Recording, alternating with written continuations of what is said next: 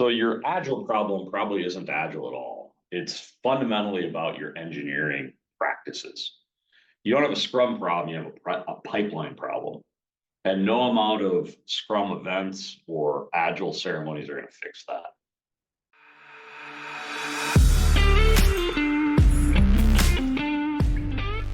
Welcome to the Agility in Real Life podcast, Take Five in Real Life. Now your hosts, Mike Studeman, Jeff Lee, and Pat Campbell. So as Mike mentioned here on our open, we're talking about a part that really agile conversions, transformations, maybe sometimes little one-off agile coaching sessions often ignore, which is really the engineering practices, right? It's not all about the Scrum process. It's about how you actually build the things, how you integrate the things, how you deliver the things. Because that's, again, going back to our flow series, is really what creates flow. Pat, what are your thoughts? Well, before we send it over to Pat, welcome everybody to this episode of Take Five IRL. Jeff is so focused on engineering skills that I really want to get into he's dismissing all formality here. Right, episode 99. I guess I should have been figured out by now. Well, we're all about iteration here at Agility IRL, so this is just another iteration. So I'm Mike Studeman. I'm one of the partners at Agility IRL. You've met Jeff Lee, and let's turn it over to our third partner, Pat Campbell, for the question of the day. Pat, what slows teams down? You and I have been talking about flow. We've been talking about flow. What is actually slowing teams down? And you can't say management because we have some managers in our listening audience. Well, let me start with what is not slowing it down. It's not the planning. It's not the awesome stand-ups you're having. It's not the retros that you're doing continuous improvement from. It's the system behind the delivery, the engineering system. And if your pipeline is slow, that's because your flow is slow. And process tweak is not going to fix that. Yeah, flow is not a process problem. It's a system problem. I think we discussed that in some of our earlier episodes on flow metrics. Yeah, and we say system, right? We're not talking about tools. We're not just talking about process. We have to bring those things together, really make them work for us. So if where in the system with that definition, Jeff, where does flow actually die? So what you see a lot is trying to get things done in a sprint, and we have a manual regression test at the end, right? That kills it.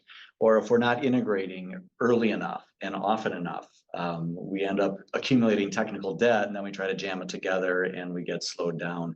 A kind of similar thing on that is big batch releases are all things that really slow us down. Yeah, every one of those is going to create friction in that system. And when there's friction, you don't have the opportunity for speed. And it's not because teams are slow. It's because the system itself can't move fast as the teams would like to do it. You don't have slow teams. You got slow systems. Right. Teams don't have a chance. So here's where here's where organizations go wrong in trying to fix this in our experience. They try to fix it with a higher dose of agile. If I can coin a concept. Let's have more meetings, let's have more planning, let's have more coordination, but that's not going to address your engineering problem. Yeah. So flow doesn't improve and leadership thinks that agile simply isn't working and throws out the baby with the bathwater without ever really fixing the real problem. Yeah, and I want to lean into that when you said a higher level of agile process, right? That doesn't mean being more agile. Usually it's putting more command and control into systems, which fundamentally gets them back to where they started. Yeah. And calling it agile. Yeah, right. You can't scrum your way out of bad engineering. So what does CI/CD give us then?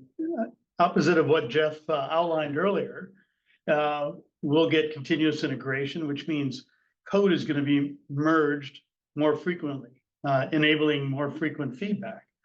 Continuous delivery means your releases are going to be small and frequent.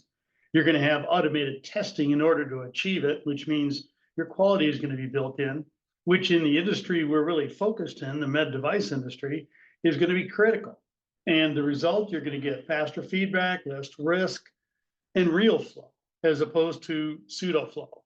And that's because the system can actually support the speed you're trying to go at. Yeah, I think it's a really good point, Pat. And I think that these techniques have been around for decades, but I think in the past they were seen as nice to haves or something that we'll do someday. Someday we'll automate these tests. Someday we'll do continuous integration.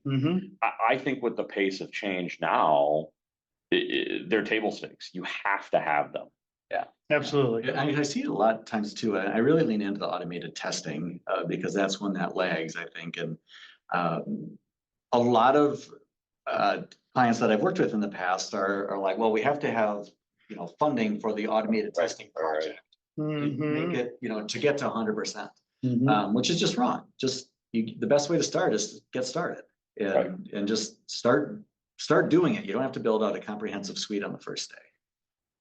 Yeah, and I mean, I think the fundamental shift here is it's not going to necessarily CI/CD, these automated tests aren't going to necessarily make you faster. They're going to remove what's slowing you down, which creates the potential for you to go faster. Absolutely. Take, for example, you got two teams. One is deploying once a month, the other is deploying many times in one day. Which one's going to learn faster? Which one is going to reduce risk faster? Which one can respond to change faster? It's obvious. And that's the true power of continuous integration and continuous deployment. It turns your delivery into a continuous system, a continuous flow of value, not a scheduled event. Yeah, and I want to add to your list the ability to fix bugs quicker, right? I mean, that's a big part of why we get slow releases is because we have to do this comprehensive testing before release that takes weeks. I'm not against testing, and I'm not saying you just throw crap out there, but if you're able to quickly respond to changes, it takes a lot of the risk away. So Jeff, with your noted passion for automated testing, let's get down to some concrete recommendations for audience. So, Pat and I did our series on flow metrics. If they want to actually improve flow, where do they start? Yeah, so again, the best way to start is to start, right? And try. How do you get a small release? Start there. Get down into small chunks, get it out, and then figure out how to make it faster. What do you guys recommend for that? Yeah, I mean, you hit on some of the big ones. Reduce batch sizes. You have to get started. You're not going to automate a system that's existed for a highly complicated system like we often work with in the med device space. You're not going to automate that overnight. So you got to just say, okay, we got 2 automated tests. We're eventually going to have thousands, but we got 2 today. And we're going to have 4 tomorrow, and we're going to have 8 in the next sprint and build from there. I think, the more that you do anything, the less risky it is. So, Pat, to a point that you brought up earlier, make deployments routine. We've all been around environments where deploying something is a major ordeal with a war room and multiple check-ins. Make deployment work. Yeah, even to the point where you deploy a feature with the flag turned off. So you're incrementally deploying features, but they're not available to the public yet. So you can get a sense of how is it going to work in production. And not have that risk. Because when you make deployment boring like that, then your system's working. So boring deployments equal working flow. Yes, aspire to boring. Aspire to boring, basically. We have a new title. A new title for it. Yeah. Aspire to boring is the title. So to wrap up, Agile doesn't create flow. Engineering systems, engineering practices do. And if your system can't support continuous delivery, your flow metrics are never going to improve. So stop tweaking Scrum, stop messing with the definition of done, stop messing with role descriptions, and start investing in these engineering practices. Jeff, Pat, any final words of wisdom? There may be some very disappointed people out there from that last line. If it doesn't support continuous delivery, it'll never improve. So we're sorry about that, but we're here to help. Yeah, if you want to get more boring, we're definitely the guys. We're the guys. Jeff, I'll give you the last word. You summed it up well. So thanks everybody for joining us on this episode of the Take 5 IRL podcast. See you next time. Thanks, everyone. thank you for joining us on this episode of the Take Five IRL podcast. If you like it, please go ahead and share it with someone, as well as like and subscribe on your favorite podcast platform. We are available on Apple Podcasts, Spotify, and YouTube. Also, leave us a comment or a suggestion for a future episode.